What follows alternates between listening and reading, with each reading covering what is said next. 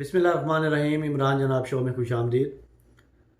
Asia cup 2022 बड़े ज़बरदस्त तरीके से जारी और सारी है। बड़े ज़बरदस्त मैचेस, बड़ी ज़बरदस्त क्रिकेट देखने को मिल रही है। और जैसे कि पाकिस्तान और इंडिया ने सुपर फोर में अपना पहला पहला मैच खेल लिया और पाकिस्तान ने इंडिया को 5 विकेट से शिकस्त दे दी है और 2 अहम पॉइंट हासिल कर लिए हैं। तो अब पाकिस्तान को एशिया कप का फाइनल खेलने के लिए एक मैच जीतना ज़रूरी है। वो अफ़गानिस्तान और श्रीलंका के सामने पाकिस्तान के 2 मैचेस हैं और दोनों में से एक मैच जीतना ज़रूरी है। दोनों जीतेंगे तो वेल एंड गुड है और उम्मीद यही है कि पाकिस्तान दोनों मैच जीतेगा, कामयाब होगा, लेकिन एक मैच जीतना ज़रूरी है फ़ाइनल खेलने के लिए। और अफ़गानिस्तान ने अगर फ़ाइनल खेलना है तो उसको भी दोनों मैच जीतना ज़रूरी है और अफ़गानिस्तान के दोनों मैच पाकिस्तान और इंडिया के सामने बाकी हैं।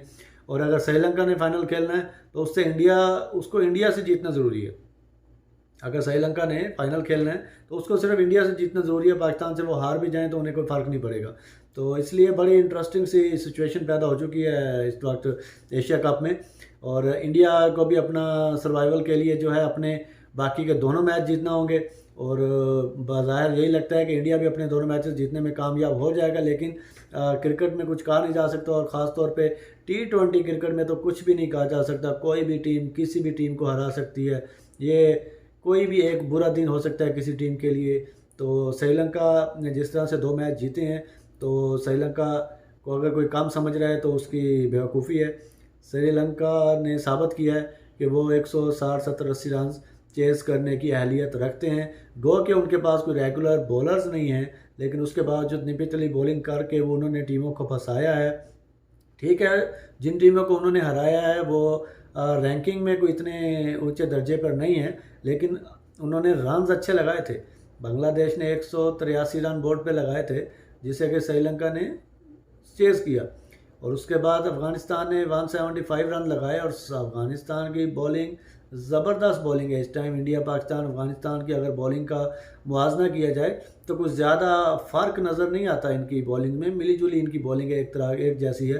तो अगर अफ़गानिस्तान के सामने वो 175 चेज़ कर सकते हैं तो वो पाकिस्तान और इंडिया के सामने भी कर सकते हैं। और स्पेशली अगर वो सेकंड बैटिंग की तो फिर श्रीलंका के जीतने के चांसेस भी रहेंगे, क्योंकि एक तो ड्यू फैक्टर जो है वो बड़ा अहम रोल अदा कर रहा है। क्योंकि बाद सेकंड बॉलिंग में आखिरी के 10 ओवर इंतहाई मुश्किल हो जाते हैं किसी भी बॉलिंग साइड के लिए, क्योंकि बॉल ग्रिप नहीं होता, गीला हो जाता है, ड्यू होता है, तो बहुत सी मुश्किलात होती हैं। ग्रिप नहीं होता, सही जगह पिच नहीं कर सकता बॉलर, तो इस वजह से बहुत एडवांटेज मिलता है सेकंड बैटिंग करने वाली टीम को।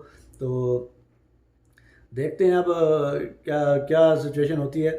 आज तो 5 तारीख है, आज एशिया कप में कोई मैच नहीं है। कल भारत और श्रीलंका का मैच होगा 6 तारीख को और 7 तारीख को फिर 8 तारीख को जो है पाकिस्तान और आज 7 तारीख को पाकिस्तान और अफ़गानिस्तान का मैच होगा। तो हर मैच अपने एक अलग अहमियत का हामिल है।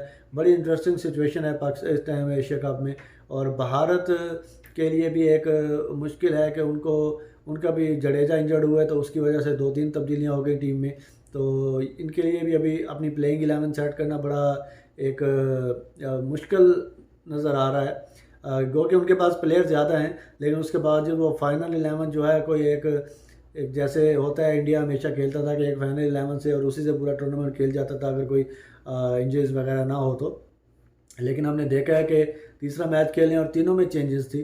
पहली टीम पाकिस्तान के खिलाफ अगेंस्ट दूसरी थी, फिर हांगकॉन्ग के खिलाफ तब्दीलियाँ हुई, फिर आज पाकिस्तान के खिलाफ खेले, फिर तब्दीलियाँ हुई।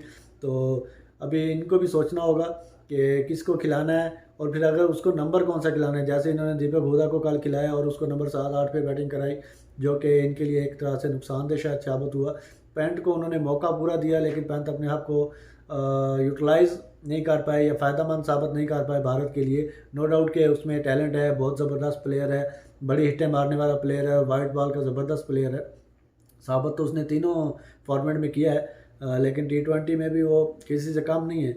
लेकिन खैर बुरा दिन कह लें, बैड लक कह लें या ओवर कॉन्फिडेंट कह लें कि वो आउट हो गए। सूर्य कुमार यादव पाकिस्तान के सामने अभी तक वो अपनी जौहर दिखाने में नाकाम रहे हैं। पांड्या इन फॉर्म है, लेकिन कल भी वो बैड लक रही उनकी, अनलकी रहे कि वो 0 पे आउट हो गए। तो इस तरह इंडिया की मुश्किलात में इजाफा है। यही चीज़ें थी कि कल इंडिया ने आते ही जो है कि तेज़ खेलना शुरू किया ओवर से ही, तो वो अपनी रन रेट को लेके चले, और जैसे ही ऊपर के टॉप ऑर्डर उनके 2 आउट हुए तो वो फिर स्ट्रगल करना शुरू कर दिया उन्होंने। तो इसलिए अभी इंडिया के ऊपर प्रेशर भी काफ़ी होगा। प्रेशर एक तो वो पाकिस्तान से हार गए हैं, और दूसरा श्रीलंका का प्रेशर होगा, क्योंकि श्रीलंका 2 मैचेस में बड़ा टारगेट चेज़ कर चुका है। तो इसलिए टॉस बड़ा इम्पोर्टेंट फैक्टर है इस टाइम। तो मैच जीतने से पहले हर कप्तान की कोशिश होती है कि वो टॉस जीते, क्योंकि जो टॉस जीतता है वो 50% गेम जीत चुका होता है। तो इंडिया श्रीलंका के मैच में भी ऐसे ही होगा, दोनों टीमों की कोशिश होगी कि टॉस जीतें। तो देखते हैं क्या होता है। अब तक के लिए इतना ही। अल्लाह हाफिज़।